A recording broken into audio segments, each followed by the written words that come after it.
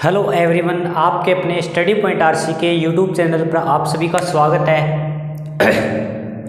तो आज मैं बात करूंगा कि पीए वालों की आंसर की है, यानी कि मैथ और रीजनिंग के कंप्लीट सॉल्यूशन की मैं आज बात करूंगा। तो देखो, सबसे ज़्यादा कमेंट आए थे वेस्ट बंगाल के, सबसे ज़्यादा कमेंट आए थे वेस्ट बंगाल सर्कल के। बट लेकिन मैं बता दूं कि देखो, उनकी मेरे पास पीडीएफ नहीं है। पीडीएफ तो है पर साफ क्वेश्चन दिखाई नहीं दे रहे उनमें। अब क्वेश्चन साफ नहीं दिखाई देने के कारण मैं आपको उसका सॉल्यूशन नहीं प्रोवाइड कर सकता। तो मैं आज आप सभी को ओडिशा सर्कल की आंसर की है वो प्रोवाइड करूंगा विद सॉल्यूशन।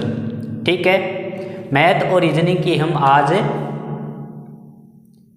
आंसर की विद सॉल्यूशन है ओडिशा सर्कल की, उसको हम देखेंगे।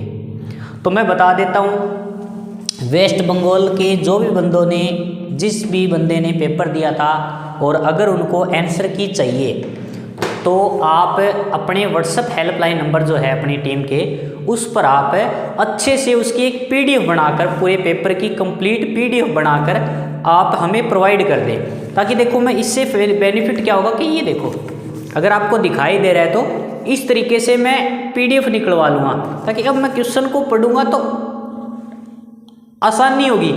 ठीक है, अब आपकी पीडीएफ अगर क्लियर होगी तो इस तरीके से ये फोटोकॉपी निकल जाएगी। ये मैंने देखो लिख रखा है ओडिशा। ठीक है, तो इससे बेनिफिट ये होगा कि मैं आपको अच्छे से क्वेश्चन को एक्सप्लेन कर सकूँगा। मेरे पास पीडीएफ थी वेस्ट बंगाल की, बट वो थोड़ी सी खराब थी भी, उसमें क्वेश्चन स्पष्ट दिखाई नहीं दे रहे थे और फोटोकॉपी करवाने के बाद बिल्कुल भी नहीं दिखाई दे रहे थे। ठीक है, पर हाँ देखो, ऐसी बात नहीं है। ओडिशा सर्कल की अगर मैं बात करता हूँ, आंसर की अगर मैं बात करूँ, अगर ये एमटीएस वाली ये सोच रहे हैं हमारे काम की वीडियो नहीं है, हमारे काम का लेक्चर नहीं है, तो मैं बता दूं, एमटीएस वालों के लिए भी सबसे ज़्यादा इंपॉर्टेंट लेक्चर है, क्योंकि क्वेश्चन इसी तरीके से आएंगे, इसी टाइप से आएंगे। तो मेरी आपसे रिक्वेस्ट है, प्लीज़ सभी एमटीएस पोस्टमैन वालों को, सभी मेल गार्ड वालों को ये क्लास ज़रूर देखनी है। भी इससे रिलेटेड क्वेश्चन ही आपको एग्जाम में देखने को मिलेंगे। और जो मैं बोलता हूँ वो बिल्कुल राइट बोलता हूँ, ये आपने देख लिया होगा पीछे की क्लासों में। मेरा ये विश्वास है इन्हीं क्वेश्चनों में एमटीएस के अंदर भी क्वेश्चन आएंगे। तो प्लीज़ सभी एमटीएस और जो पोस्टमैन वाले, उनसे मेरी रिक्वेस्ट है, इस क्लास को लास्ट तक देखना है भाई, आपके काम की ज़्यादा है। ठीक है, चलो ओडिशा के लिए मैं क्वेश्चन नंबर 61 यानी कि मैथ का 61 नंबर क्वेश्चन से स्टार्ट हुआ था, तो एक एक क्वेश्चन की मैं बात करता चलूँगा जी। सबसे पहले हम बात करते हैं 61 नंबर क्वेश्चन की। 61 नंबर क्वेश्चन था सर 107 गुणा 107 प्लस 93 गुणा 93। ठीक है, ये था जी अपना क्वेश्चन। अब इस क्वेश्चन के मैं आंसर की बात करूँगा। तो देखो, अगर मैं इस क्वेश्चन के आंसर की बात करता हूँ तो यहाँ पर क्या करना है, 107 को 107 से गुणा करना होता है। बोर्ड मास का नियम लगेगा भाई, बोर्ड मास का नियम लगेगा। ठीक है, देखो ऑप्शन की मैं बात करता हूँ साथ में। पहला ऑप्शन था 19,578, दूसरा ऑप्शन है 19,418, तीसरा ऑप्शन है 20,098 और चौथा ऑप्शन है 21,908। ठीक है, तो जल्दी से मेरे को इस क्वेश्चन का आंसर ABCD में बता सकते हैं, अगर बताना चाहो तो जल्दी से बता दीजिए भाई। चलो साथ में मैं कर देता हूँ। देखो 107 को 107 से गुणा करोगे तो देखो, जब भी किसी भी 100 के पास अगर कोई ऐसा नंबर हो जिसका आपको वर्ग करना पड़े, एक टाइम से देखोगे तो वर्ग ही है, 107 का वर्ग है। तो देखो ये देखो, बस ये 100 से कितना ज़्यादा है, 100 से कितना ज़्यादा है। आप बोलोगे सर 7 ज़्यादा है। जितना ज़्यादा होता है 100 से ये कितना अधिक है, कितना अधिक है, तो आपने बोला सर 7 अधिक है। 7 अधिक है तो 7 का वर्ग कितना होता है, 49। 7 अधिक था तो आपने 7 का वर्ग लिख दिया, 49। 7 अधिक है तो इस नंबर में 7 जोड़ दीजिए। 107 में 7 जोड़ोगे 114, यानी कि 107 को 107 से गुणा करोगे ये आएगा। ठीक है, डायरेक्ट इस तरीके से आप बता सकते हो। अगर मैं इसकी बात करूं, ये सर 100 से 7 कम है। अब 100 से 7 कम है तो 7 कम है, तो कम है उतने का वर्ग, 7 का वर्ग 49। ठीक है, अब 7 कम है तो इसमें से 7 माइनस करो, तो 93 में से 7 माइनस करोगे 86। ठीक है, अब इन दोनों को आप जोड़ दीजिए तो देखो 9 और 9 18, एक हासिल हो गई अपने पास 4 और 4 8 और एक हासिल 9। लास्ट में क्या होना चाहिए 98। क्या इसमें 98 है? जी नहीं। क्या इसमें? जी नहीं। क्या इसमें? जी नहीं। एक सिंगल ऑप्शन था सी जिसमें लास्ट के 2 अंक क्या थे 98। तो इस तरीके से हम इस प्रश्न को कर सकते हैं। अगर आपको ये मेथड समझ नहीं आया जो मैं बता रहा हूँ, अब गुणा कर लीजिए। इसको इससे गुणा करोगे ये आएगा, इसको इससे गुणा करोगे ये आएगा, दोनों को जोड़ करोगे ये आएगा। ठीक है, तो 61 नंबर क्वेश्चन का आंसर क्या है भाई? सी आंसर है, सी ऑप्शन आएगा। ठीक है, चलो अब मैं 62 नंबर क्वेश्चन की बात करता हूँ सर। 62 नंबर क्वेश्चन की हम बात करते हैं। 62 नंबर क्वेश्चन है 3 + 33 + 333 + 3.33 बराबर है सर क्वेश्चन मार्क। ऑप्शन है इसके 362.3, 372.33, 702.33 और 702। अगर किसी को पता है जल्दी से आंसर बता सकते हैं। अगर आपको पता है तो आंसर बता सकते हैं, वरना फिर मैं आगे इसको बताता हूँ भाई। देखो अगर मैं इस क्वेश्चन की बात करता हूँ तो आपको क्या करना है। देखो जब भी पॉइंट या सीधा नंबर जोड़ने के लिए बोले तो हमेशा याद रखना, जैसे ये 3 है, 3 में हमें जोड़ना है 33, 333 और हमें 3.33 जोड़ना है। ये पूरे पूरे नंबर है तो यहाँ पर पूरा लिखोगे 3 और .33। ठीक है, पॉइंट के बाद यहाँ पर 2, तो यहाँ पर 2 जीरो आ जाएगी, यहाँ पर 2 जीरो, यहाँ पर 2 जीरो। अब इसका आप जोड़ कर सकते हो तो ये 33 आ गया। पॉइंट 3 3 6 3 9 और 3 12 यानी कि 2.33 लास्ट में होना चाहिए। तो 2.33 ये गलत हो गया, ये गलत हो गया, ये 2 बच गई।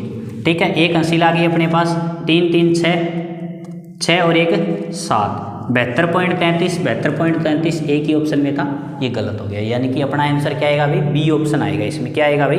बी ऑप्शन आएगा। कैसे आएगा आप जोड़ करके देख सकते हो, 3 का 3 हो गया। ठीक है, 372.33। तो इस तरीके से हम इस क्वेश्चन का आंसर है वो बता सकते हैं।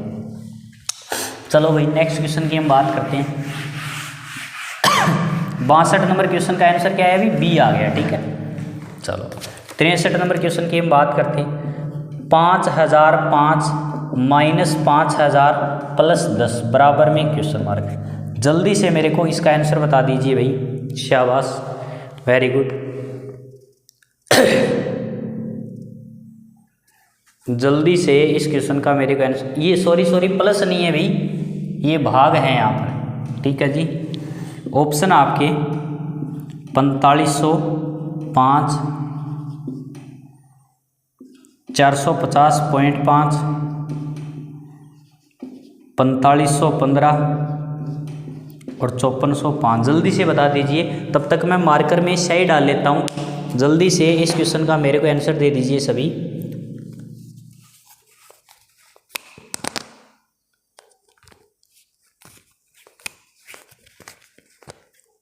हाँ जी, जल्दी से आंसर दीजिए, तब तक मैं इसमें स्याही डाल लेता हूँ भाई।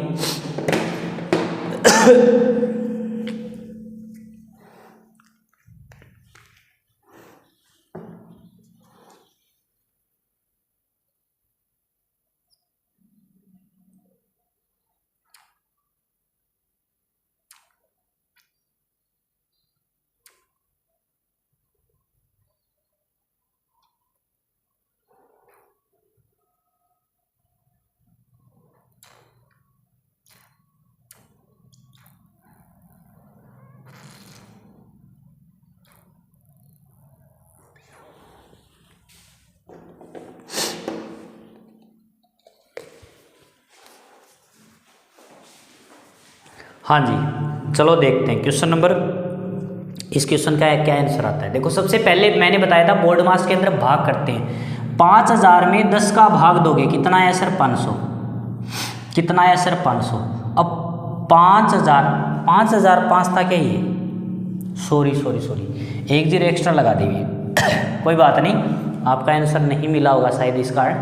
5005 में से 500 घटाओगे तो देखो 5000 में से 500 घटाया 4500 एक्स्ट्रा था 5, यानी कि 4505 ए ऑप्शन आ जाएगा। ठीक है जी, क्या आएगा भाई? ए ऑप्शन आएगा। ठीक है, इसके बाद नेक्स्ट क्वेश्चन।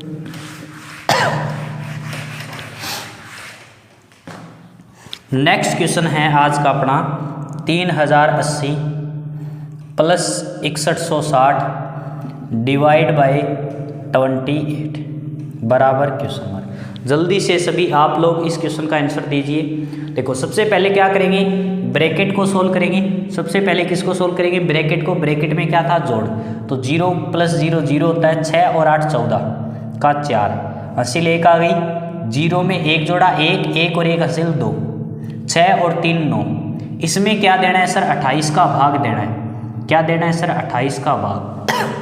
ठीक है, ऑप्शन है अपने पास 320, 440, 330 और 340। ठीक है, चलो 28 दूनी 56, 28 दिए 84।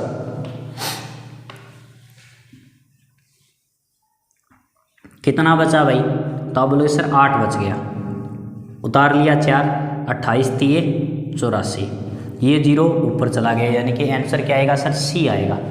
क्या आएगा भाई इस क्वेश्चन का आंसर, सी आएगा 330। ठीक है, नेक्स्ट क्वेश्चन की हम बात करते हैं सर। आसान क्वेश्चन है सभी के सभी,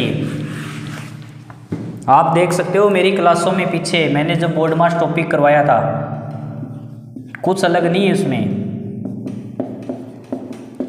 जल्दी से इस क्वेश्चन का आंसर बता दीजिए। 3640 divide by 14 into 16 plus 340। Option है अपना 0.70, 4500, 4480 और 4600। सभी मेरे को जल्दी से इस क्वेश्चन का आंसर देंगे भाई, शाबाश, वेरी गुड। क्वेश्चन नंबर 65 है भाई, ये 65 नंबर क्वेश्चन का जल्दी से मेरे को आंसर दे दीजिए, शाबाश। जल्दी से 65 नंबर क्वेश्चन का आंसर दीजिए। तो आप बोले सर सबसे पहले हम भाग करेंगे, चलो इसके अंदर 14 का भाग देते हैं। तो देखो 14 का जब आप भाग दोगे, 14 दूनी 28, कितना बचा 8, यहाँ पर कितना बचा 8, ये हो गया 84। 14 छिके 84, 14 छिके 84 और 0 का 0, यानी कि जब आप 3640 में 14 का भाग दोगे कितना आया 260 इंटू में 16, तो 260 इंटू में 16 प्लस में 340। अब इंटू 16 करोगे तो देखो 0 का 0, 16 छिके 96, 16 छिके 96 हासिल आ गई 9, 16 दूनी 32, 32 और 9 कितने होते हैं 41। 4160 में आपको क्या करना है, 340 को जोड़ना है। 340 को जब आप जोड़ोगे कितना आया, 0 + 0 0, 6 और 4 10, 1 हासिल हो गई, 3 और 1 4, 3 और 1 4 और 1 हासिल 5। क्या बात हुई भाई, 4500 कैसे आ गया। 16 छिके 96, 9 हासिल, 16 दूनी 32, 32 और 9 4160। 4160 में जब आप 340 को जोड़ोगे 4500, हाँ ऑप्शन भी है ना 4500, सही बात है, बी ऑप्शन है। ठीक है, आज थोड़ी सी तबीयत खराब थी, बट आपको आंसर की देनी ज़रूरी है, इसलिए क्लास लेने आ गया मैं। ठीक है, चलो कोई बात नहीं। नेक्स्ट क्वेश्चन है 66 नंबर क्वेश्चन है। 66 नंबर क्वेश्चन है भाई कि 45 परिणामों का औसत, 45 परिणामों का औसत 18 है, उनमें से पहले 12 का औसत है 14। पहले 12 का औसत कितना है सर, 14 है। अंतिम 12 का औसत है 17। तो अपने को 13वां परिणाम पूछा है।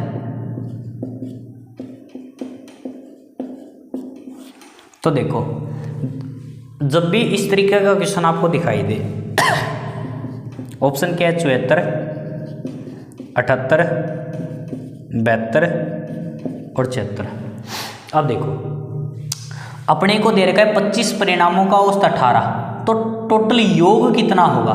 तो आप लोग सर 25 परिणामों का औसत अगर 18 है तो इनका योग होगा 25 × 18, तो 18 5 90, 9 हासिल, 18 दूनी 36 और 9 45, यानी कि इनका जोड़ कितना हुआ 450, यानी कि 25 की 25 संख्याओं का जोड़ कितना है अपने पास 450। उनमें से स्टार्टिंग की 12 संख्याओं का एवरेज है 14, तो उनका योग क्या होगा, तो 12 × 14, तो देखो 14 दूनी 28, 2 हासिल, 14 एकम 14 और 2 16, यानी कि 12 स्टार्टिंग की 12 संख्याओं का जोड़ 168, अंतिम 12 संख्याओं का औसत 17 तो जोड़ कितना होगा, तो 17 दूनी 34, असल पाई 3 अपने पास, 17 एकम 17 और 3 20, यानी कि जोड़ हो गया 204। अब देखो ये 12 और ये 12 टोटल कितनी होगी, 24 संख्याएं। इन 24 संख्याओं का जोड़ क्या होगा, तो आप बोलोगे सर 8 और 4 12, 6 और 1 असील 7, 2 और 1 3, 25 संख्याओं का जोड़ 450 है और उनमें से 24 संख्याओं का जोड़ 372 है। तो बताओ एक संख्या बच गई, वो संख्या क्या होगी, तो आप बोलोगे सर वो संख्या होगी 450 माइनस में 372, ठीक है।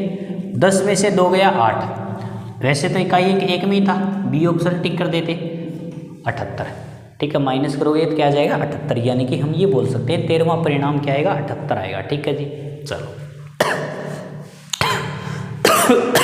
नेक्स्ट क्वेश्चन की मैं बात करूँ, देखो आप एवरेज क्लास देख सकते हो मेरी, मैंने बिल्कुल डाटा, मतलब हो सकता है डाटा मेरा चेंज हो, बट इस तरीके का मैंने क्वेश्चन करवाया है क्लास में, आप चेक कर सकते हो वहाँ पर जाकर, ठीक है। जिनको समझना है ये क्वेश्चन किस तरीके से किया जाएगा, आप मेरी एवरेज की क्लास लगा सकते हो, वहाँ पर मैंने इस टाइप के क्वेश्चन करवाए हैं अभी। इसने क्या बोला, 11 परिणामों का औसत है 60, टोटल कुल 11 संख्या है जिनका औसत कितना है 60 है। उसके बाद इसने बोला है पहली 6 संख्याओं का औसत है 58, पहली 6 संख्याओं का औसत क्या है 58, अंतिम 6 संख्याओं का औसत क्या है 63, अंतिम 6 संख्याओं का औसत क्या है 63। और आपको क्या पूछा है इसने, छठी संख्या पूछी है, 6th नंबर पूछा है। तो मैंने क्या बताया, योग देखो बस आप, अगर 11 संख्याओं का औसत 60 है तो योग होगा गुणा में, तो 11 × 60 हो गया 660, जोड़ कितना हुआ 660। इसी प्रकार इनका योग कितना हुआ 6 × 58, तो देखो 6 8 48, 4 असील, 6 5 30 और 4 34। इसी प्रकार इनका योग क्या होगा, 6 3 18, 1 असील, 6 6 36 और 1 असील 37। टोटल जोड़ कितना हुआ इनका, तो आप बोले सर टोटल जोड़ हुआ 8 और 8 16, 7 और 4 11 और 1 असील 12, 3 और 3 6 और 1 असील 7, जोड़ हुआ 726। लेकिन अपने पास क्या है 660 है, यानी कि दोनों का डिफरेंस कितना है, दोनों का डिफरेंस, तो 6 में से 0 गया 6, 12 में से 6 गया 6 और 6 में से 6 गया 0, यानी कि अपना आंसर क्या है 66 आ गया। यानी कि अपना जो छठा नंबर है वो क्या है सर 66 है, क्या है सर 66। ऑप्शन नंबर इसमें दे रखा है डी, ठीक है जी। 67 नंबर क्वेश्चन का आंसर क्या आएगा, डी आएगा। देखो इतना पूरा डिटेल से वापस बताने के लिए मेरे पास इतना टाइम भी नहीं है, और मेरी रिक्वेस्ट, अगर आपको कंसेप्ट सीखना है इसका, ये क्वेश्चन किस तरीके से किया जाता है, तो आप एवरेज की क्लास देखो, भी प्लेलिस्ट में जाकर एवरेज की क्लास देखोगे, वहाँ पर आपको मैंने बताया है। नेक्स्ट 68 नंबर क्वेश्चन क्या है, इसमें 5 क्रमागत संख्याओं का औसत 4 है, तो सबसे बड़ी संख्या क्या है, तो देखो मैंने एवरेज बताया था, अगर लगातार संख्याओं का एवरेज होता है वो हमेशा बीच वाली संख्या होती है। क्या मैंने ये बताया था, तो आप बोलोगे जी हाँ सर, मैंने क्या बताया था, एवरेज हमेशा लगातार संख्याओं में बीच वाली होती है। इसने क्या बोला, 5 क्रमागत संख्याएं हैं, ठीक है। तो 5 क्रमागत संख्याओं में बीच वाली संख्या कौन सी है, तो आप बोलोगे सर ये अपनी क्या है बीच वाली संख्या, और बीच वाली संख्या ही क्या होती है एवरेज, यानी कि बीच वाली संख्या इसने बोली है 4। अब ये लगातार है, तो 4 के बाद क्या आता है 5, 5 के बाद क्या आता है 6, 4 से पहले क्या आता है 3, 3 से पहले 2, और अपने को ये नंबर मिल गए 500। पूछा क्या है सबसे बड़ी संख्या, क्या आ जाएगा 6, ठीक है। याद क्या रखना है, लगातार संख्याओं का जो एवरेज होता है वो हमेशा बीच वाला नंबर होता है, तो इसका आंसर आएगा सर 6, यानी कि option number A. 68 number question का आंसर आएगा ए ऑप्शन, ठीक है। उसके बाद 69 नंबर क्वेश्चन की मैं बात करता हूँ। 69 नंबर क्वेश्चन की हम बात करते हैं सर। 69 नंबर क्वेश्चन क्या है कि 28% ऑफ 450 प्लस 45% ऑफ 280 बराबर क्वेश्चन मार्क, ये अपना क्वेश्चन है। ऑप्शन क्या है इसके 258, उसके बाद 254, उसके बाद 256, उसके बाद 252। अगर आप ध्यान से देखोगे तो ये प्रश्न स्मार्ट तरीके से किया जा सकता है। किस तरीके से किया जा सकता है सर? स्मार्ट तरीके से। कैसे? देखो, क्या आपको प्रतिशत दिखाई दे रहा है? यहाँ पर भी है। क्या 28 है? यहाँ पर भी है। क्या 45 है? यहाँ पर भी है। क्या इंटू 10 है? इंटू 10 है। यानी कि ये जो नंबर है और ये जो नंबर है वो बिल्कुल सेम है। ये नंबर और ये नंबर बिल्कुल सेम है। अगर सेम है तो क्या करोगे? यानी कि ये अगर x है तो ये भी तो x होगा। तो x प्लस x कितना होता है? 2x, यानी कि 2 गुणा 28 इंटू 450, प्रतिशत हटाया, बटा में क्या लगा दिया? 100। ठीक है, यही अपना आंसर है। तो अब देखो, 0 से 0 कैंसिल आउट हो गया, 5 से 2 बार कैंसिल आउट हुआ, 5 से 9 बार कैंसिल आउट हुआ। ठीक है जी, 2 से 2 कैंसिल आउट हुआ। अब 28 गुणा 9, तो 9 गुणा 8 क्या होता है? 9 8 होता है 72, यानी कि इकाई अंक 2 होना चाहिए। इकाई अंक 2 किस में है? डी ऑप्शन में। तो इस तरीके से आप कर सकते हो। मैंने एक चीज़ बताई थी परसेंटेज में आपको कि a का b प्रतिशत बराबर होता है b का a प्रतिशत। ये कंसेप्ट यहाँ पर काम आया है। ठीक है, ये कंसेप्ट यहाँ पर काम आया है। अगर आपको पूरा डिटेल कंसेप्ट चाहिए तो आप मेरी परसेंटेज की क्लास लगाओ। अगर आपको इसमें पूरा डिटेल कंसेप्ट चाहिए तो आपको परसेंटेज की क्लास लगानी होगी। ठीक है, चलो नेक्स्ट क्वेश्चन है 9% ऑफ क्वेश्चन मार्क बराबर 6.3। 9% ऑफ क्वेश्चन मार्क बराबर 6.3, यानी कि हमें क्वेश्चन मार्क की वैल्यू चाहिए। तो देखो, क्वेश्चन मार्क की वैल्यू चाहिए। ऑफ का मतलब क्या होता है? गुणा। प्रतिशत का मतलब बटा 100, यानी कि 9/100 गुणा में क्वेश्चन मार्क बराबर 6.3। पॉइंट हटाया तो बटा में क्या गया? 10। अब हमें क्वेश्चन मार्क का मान चाहिए, तो जो इसके गुणा में होता है वो जाएगा भाग में, और भाग वाला गुणा में, यानी कि क्वेश्चन मार्क बराबर आएगा 63 गुणा 100 बटा में 10 तो था ही, और ये नीचे 9 भी आ गया। 9 से 7 बार कैंसल आउट हुआ, 0 से 0 कैंसल आउट हुई। 7 गुणा 10 क्या होता है? 70, यानी कि अपना आंसर क्या आया भाई? 70 आ गया, ऑप्शन नंबर बी। तो 70 नंबर क्वेश्चन का आंसर क्या आएगा? 70 आएगा, यानी कि बी ऑप्शन आएगा। ठीक है, चलो 71 नंबर क्वेश्चन की हम बात करते हैं। 71 नंबर क्वेश्चन है 34 रुपये का 15% क्या होगा? 34 रुपये का 15%। तो देखो, 34 इंटू में 15, प्रतिशत का मतलब बटे 100, प्रतिशत का मतलब बटे 100। अब 34 इंटू 15 देखो कितना होता है, आप गुणा करोगे तो, या फिर कट कर लो। 5 के पाड़े से 20 बार कैंसल आउट, 5 3 15, 2 के पाड़े से 10 बार, और 17 दूनी 34, यानी कि 17 3 51 बटा में 10। 51 बटे 10 का मतलब 5.1। 51 बटे 10 का मतलब 5.1। शायद मेरे या तो मेरे हैंड रिटन नोट्स में डाटा सेम मिलेगा क्वेश्चन, आप क्लास देखना मेरी, या तो आपको लाइव क्लास में ये क्वेश्चन मिलेगा, या तो आपको मेरी लाइव क्लास में सेम डाटा का क्वेश्चन, मैं बोल रहा हूँ डाटा भी सेम मिलेगा आपको, या तो डाटा सेम मिलेगा, या फिर आप मेरे हैंड रिटन नोट्स देखना। दोनों में से एक जगह आपको ये क्वेश्चन बिल्कुल डाटा सेम के साथ मिलेगा। समझाई बात? आपको बिल्कुल डाटा सेम के साथ ये क्वेश्चन मिलेगा, आप चेक करना एक बार। तो आंसर क्या आएगा अभी? 5.1 डी ऑप्शन आएगा इसमें। ठीक है, चलो नेक्स्ट क्वेश्चन की हम बात करते हैं। नेक्स्ट क्वेश्चन क्या बोला इसने? यदि हानि का विक्रय मूल्य, यदि हानि विक्रय मूल्य का 1/3 है, यदि हानि विक्रय मूल्य का 1/3 है तो हानि प्रतिशत बताओ।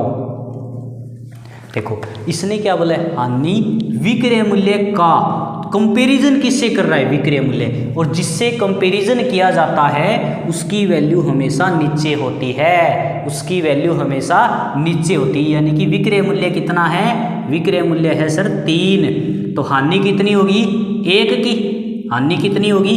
1 की। अब एक बार तो आपने 3 रुपये में कोई चीज़ बेची और आपको 1 रुपये का लॉस हुआ। अगर आपने कोई चीज़ 3 रुपये में बेची और 1 रुपये का आपको लॉस हुआ, तो बताओ आपने खरीदी कितने में? तो आप बोलोगे सर 1 एक्स्ट्रा में 4 रुपये में खरीदी। सही बात है। अब 4 रुपये में खरीदी आपने और आपको हानि प्रतिशत चाहिए, तो हानि प्रतिशत बराबर क्या होता है, हानि बटा में क्रय मूल्य और इंटू में 100%।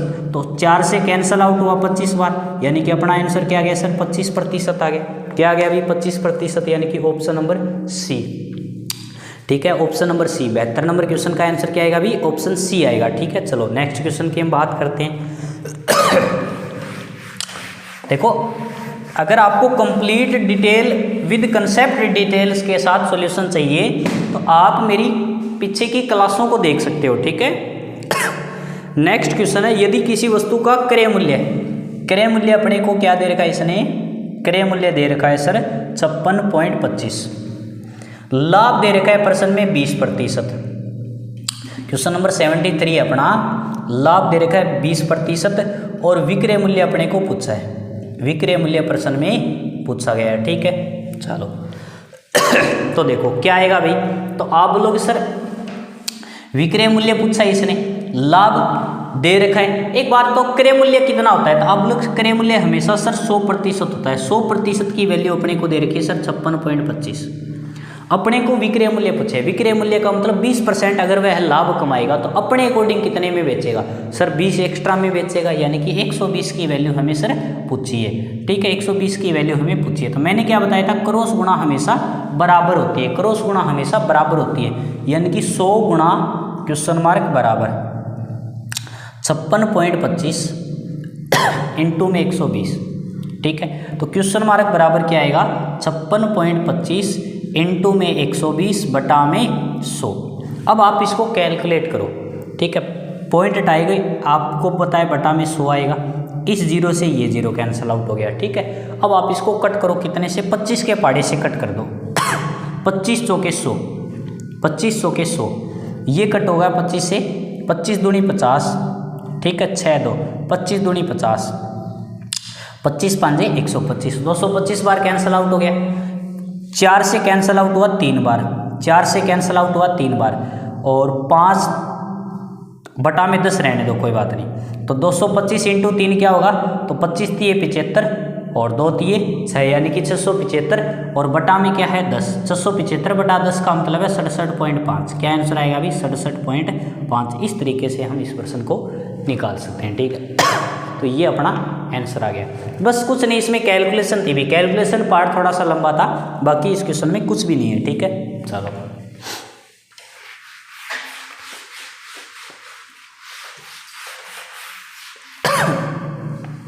नेक्स्ट क्वेश्चन नंबर 73 में क्या है, 67.50, यानी कि ए ऑप्शन आएगा। ठीक है, 74 नंबर क्वेश्चन देखो, 74 नंबर क्वेश्चन क्या बोला है इसने, 74 नंबर प्रश्न बोला है कि ए और बी किसी कार्य को 4 दिनों में पूरा कर सकते हैं। ये भी क्वेश्चन आप देख लीजिए, मैंने मैराथन क्लास ली थी, मैराथन क्लास में सेम डाटा का क्वेश्चन करवाया है। मैराथन क्लास में मैंने सेम डाटा का, डाटा चेंज नहीं है, सेम क्वेश्चन है, सेम का सेम, आप चेक कर सकते हो। ए प्लस बी किसी कार्य को 4 दिनों में पूरा करते हैं। ठीक है, ए अकेला उसी कार्य को 12 दिनों में पूरा करता है, तो बताओ बी अकेले उस कार्य को कितने दिनों में पूरा करेगा। सेम डाटा का क्वेश्चन आप चेक कर सकते हैं मेरी मैराथन क्लास में।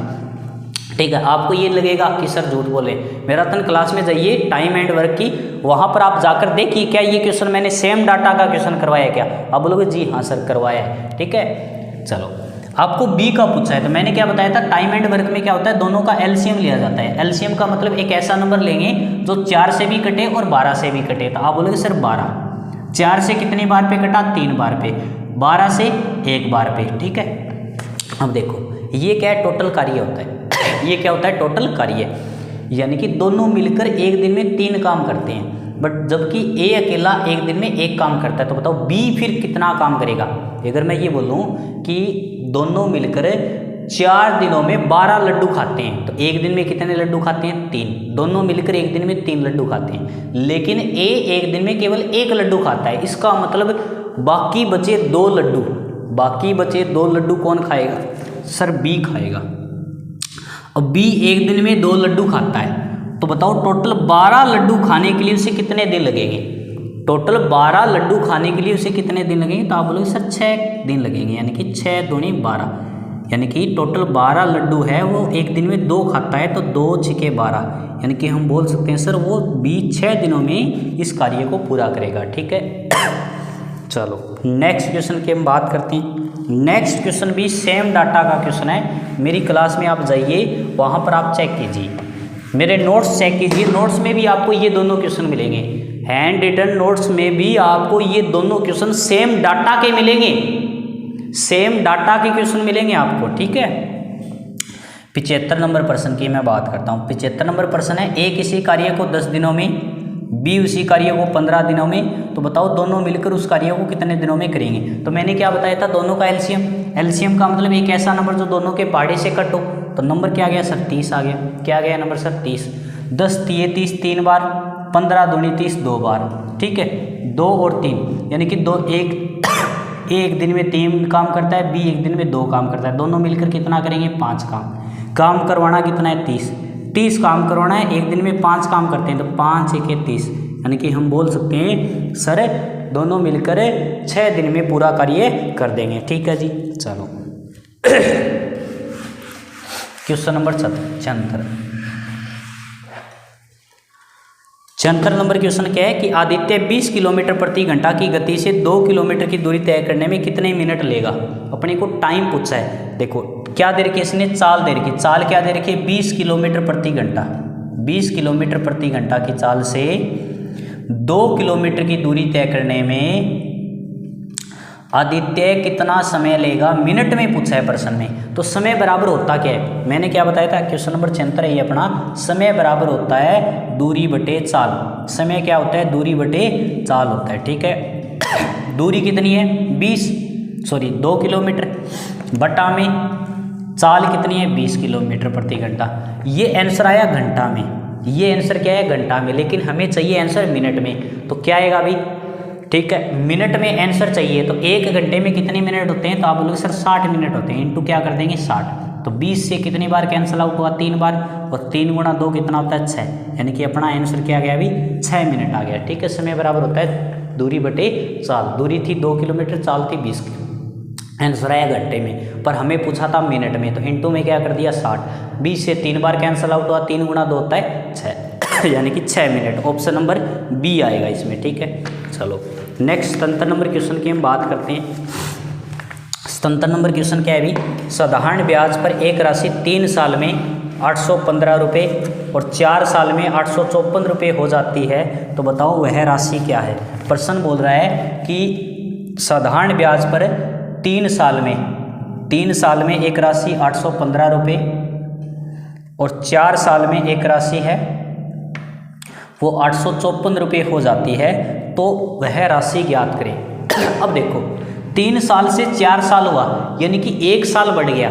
1 साल में कुछ रुपए भी बढ़े, 1 साल में कुछ रुपए भी बढ़े। वो रुपए है क्या, तो आप बोलोगे सर 1 साल का ब्याज है, एक्स्ट्रा जो भी है वो क्या है सर 1 साल का ब्याज है। तो 1 साल का ब्याज कितना है, बस एक्स्ट्रा देखो आपको, तो 14 में से 5 गया 9, 4 में से 1 गया 3, 39 रुपये एक्स्ट्रा है। ये 39 रुपये है क्या, तो आप बोलोगे सर 1 साल का ब्याज है।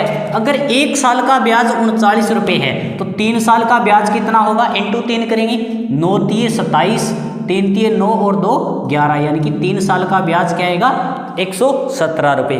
अब एक बार बताओ, इसमें 3 साल की अमाउंट मिश्र धन की बात करता हूँ, इस मिश्र धन में है क्या, तो आप बोलोगे सर प्रिंसिपल यानी कि मूलधन है, प्लस में ये 117 रुपये ब्याज है, तब जाकर ये 815 रुपये हुए। इसका मतलब प्रिंसिपल कितना आएगा, तो 815 में से 117 को माइनस करो, 15 में से 7 गया 8 और 10 में से 1 गया 9, 7 में से 1 गया 6, 698 रुपये। ये आंसर आएगा ऑप्शन नंबर सी। ठीक है, इस तरीके से हम इस क्वेश्चन को कर सकते हैं। ये साधारण ब्याज की लास्ट क्लास में था शायद मेरा प्रश्न। ठीक है, डाटा हो सकता है चेंज मिले आपको, बट आपको सेम क्वेश्चन मिलेगा। शायद इसकी मैराथन क्लास लगाई थी साधारण ब्याज की, उस क्लास में आप देख सकते हो। ठीक है, लास्ट क्वेश्चन इस तरीके का मैंने करवाया था आपको। ठीक है, आगे वाला क्वेश्चन क्या है कि 6 पुस्तकों का वजन है 1260 किग्रा। 6 पुस्तकों का वजन 1260 किग्रा है, तो बताओ कितनी पुस्तकों का वजन 3150 किलो होगा। कितनी पुस्तकों का वजन 3150 किलो। बहुत ही आसान सा क्वेश्चन है, क्वेश्चन नंबर 79। अच्छा एक क्वेश्चन रह गया, अभी 78 नंबर क्वेश्चन रह गया, सॉरी मैं इसके बाद करवा दूंगा। तो मैंने क्या बताया था, 6 वस्तुओं का वजन इतना दे रखा है, कितनी वस्तुओं का वजन ये होगा। क्रॉस गुणा क्या होती है सर, बराबर होती है, यानी कि क्वेश्चन मार्क गुणा में 1260 बराबर होगा 6 गुणा में 3150। तो क्वेश्चन मार्क बराबर आएगा सर 6 गुणा 3150 बटा में 1260। इसको अब कैंसिल आउट करो, 0 से 0 कैंसिल आउट हो गया। 6 से देखो 6 दूनी 12, 6 एकम 6। अब 21 से ये कैंसिल आउट होगा, 21 एकम 21 बच गया 10, 21 5 105 यानी कि 15। कितनी वस्तुओं का वजन हुआ ये तो आप बोलोगे सर 15 वस्तुओं का वजन है, वो 3150 होगा। ठीक है, ऑप्शन नंबर सी आएगा इसमें। 78 नंबर क्वेश्चन क्या है अभी 78 नंबर क्वेश्चन है कि कोई धनराशि साधारण ब्याज पर 6 वर्ष में दोगुनी हो जाती है। 6 वर्ष में क्या हो जाती है, दोगुनी। 6 वर्ष में दोगुनी हो जाती है, तो बताओ यह कितने वर्ष में 4 गुनी होगी। कितने वर्ष में 4 गुनी, 2 गुनी का मतलब है 1 से कितना हो गया 2, यानी कि इसका मतलब देखो, इसका मतलब है प्रत्येक 6 साल बाद, प्रत्येक 6 साल बाद आपको 1 रुपये का एक्स्ट्रा ब्याज मिलेगा, 1 रुपये का एक्स्ट्रा ब्याज मिलेगा। अब बताओ प्रत्येक 6 साल के बाद आपको 1 रुपये का एक्स्ट्रा ब्याज, तो प्रत्येक 6 साल के बाद 1 रुपये का एक्स्ट्रा ब्याज, तो 4 गुनी कब होगी, 6 साल प्लस 6 साल प्लस 6 साल। यहाँ पर भी आपको 6 साल लगे, यहाँ पर भी आपको 6 साल लगे, यहाँ पर भी आपको 6 साल लगे, यानी कि आप बोलोगे सर 18 साल में, कितनी साल में सर 18 वर्ष में कितनी गुना हो जाएगी सर, 4 गुना हो जाएगी। 18 वर्ष में कितनी गुना हो जाएगी सर 4 गुने। ठीक है, ऑप्शन नंबर बी आएगा इसका। ठीक है, सॉरी डी ऑप्शन है 18 साल। उसके बाद 80 नंबर क्वेश्चन क्या है, यदि 8 समान वस्तुओं का वजन 4.8 किलोग्राम है, 8 वस्तुओं का वजन है वो 4.8 किलोग्राम है, तो बताओ 11 वस्तुओं का वजन क्या होगा। ये 80 नंबर क्वेश्चन है, मैथ का लास्ट क्वेश्चन अपना, ये मैथ का क्या है भाई, लास्ट क्वेश्चन है कि 8 वस्तुओं का वजन है वो क्या है 4.8 किलो है, तो बताओ 11 वस्तुओं का वजन क्या होगा। तो देखो मैंने क्या बताया था, क्रॉस गुणा बराबर होती है, क्रॉस गुणा क्या होती है बराबर, तो 8 गुणा क्वेश्चन मार्क बराबर होगा 11 गुणा 4.8। तो देखो 8 से कैंसल आउट हुआ ये 0.6 बार, 8 छिके 48 और 11 छिके 66 यानी कि 6.6। तो आप बोलोगे सर 11 वस्तुओं का ऑप्शन क्या होगा, वजन क्या होगा 6.6, यानी कि ऑप्शन नंबर ए। तो इस तरीके से ये अपने मैथ के कंप्लीट क्वेश्चन हो गए भी। ठीक है, मैथ के सभी क्वेश्चनों का मैंने सॉल्यूशन है वो करवा दिए। ठीक है, चलो बाकी हम देखो रीजनिंग की है, रीजनिंग की मैं उड़ीसा की बाद में करवाऊँगी, थोड़ी सी आज मेरी तबीयत ख़राब थी, आप देख ही रहे होगे, तो मैं इसका जो सॉल्यूशन है वो बाद में करवा दूंगा। सॉरी मैं अभी आपको नहीं करवा सकता। ठीक है, बट कोशिश करूँगा मैं आपको कल सुबह तक या फिर शाम तक इसको आपको ज़रूर कंप्लीट करूँ। उड़ीसा के बाद वेस्ट बंगाल वालों का मेरा कहना है कि आप अच्छे से एक PDF तैयार करके हमें व्हाट्सअप हेल्पलाइन नंबर पे सेंड कर दीजिए। राजस्थान वालों को भी करवानी है, ठीक है, और गुजरात है, अलग अलग सर्कलों के जो भी कमेंट आए थे उन सभी की मैं आंसर विद सॉल्यूशन के साथ प्रोवाइड करूँगा। और ये मेरा दावा है, आप मेरी क्लासों में जाकर देखिए सेम डाटा के क्वेश्चन आपको मिल रहे हैं, सेम डाटा के क्वेश्चन मिल रहे हैं। तो MTS और पोस्टमैन वालों को भी मैं बता देता हूँ, मैं जो क्वेश्चन करूँगा लगभग आपको सेम डाटा के क्वेश्चन देखने को मिलेंगे। अगर डाटा सेम नहीं आता तो मेरे करवाए हुए में से एक भी टाइप बाहर नहीं जाएगा, ये मेरा दावा है, ये मेरा चैलेंज है। ठीक है, हैंड रिटन नोट्स भी आप चेक कर सकते हो, हैंड रिटन नोट्स भी आप चेक कर सकते हो, सेम डाटा के क्वेश्चन आपके पेपर में हैं, सेम डाटा के क्वेश्चन है। तो MTS वालों को मैं यही बोलता हूँ, आपको बिल्कुल भी घबराने की ज़रूरत नहीं है, बस आप मेरे साथ मैथ में जुड़े रहो। अगर आपका एक क्वेश्चन भी गलत होगा तो उसका जिम्मेवार मैं हूँगा। ठीक है, उसका जिम्मेवार मैं हूँगा, मेरी जिम्मेवारी होगी, आपको मैं एक क्वेश्चन भी गलत नहीं करने दूंगा। ये मेरा चैलेंज है। सेम डाटा का पर्सन मिलेगा, अगर सेम डाटा का नहीं मिलता है तो टाइप उसी में से होगा जितना मैंने करवाया है। क्या मैंने एक ऐसा क्वेश्चन आप बता सकते हो क्या इसमें से जो मैंने नहीं करवाया उस जैसा? बिल्कुल सभी करवाए हैं, और सेम डाटा के क्वेश्चन है भाई, सेम डाटा के क्वेश्चन आप चेक तो कीजिए एक बार जाकर, आप चेक तो कीजिए। आप हैंड रिटन नोट्स की अगर मैं बात करता हूँ, लगभग सेम क्वेश्चन आए हर पेपर में, हर सर्कल के 3 से 4 क्वेश्चन मेरे करवाए हुए हैं सेम डाटा के। बाकी लगभग जितने भी हैं उसमें सिर्फ डाटा चेंज किए, वो तो आपको भी पता है, स्वाभाविक सी बात है, डाटा चेंज होता है, हर बार होता है। तो MTS वालों 30 अप्रैल को मेरे ही क्वेश्चन आएंगे, आप ये समझ लो मैंने ही पेपर बनाया है, ठीक है। चलो तो आज के लिए इतना ही, बाकी हम नेक्स्ट क्लास में नेक्स्ट सर्कल की हम बात करेंगे। ओके, थैंक यू, धन्यवाद।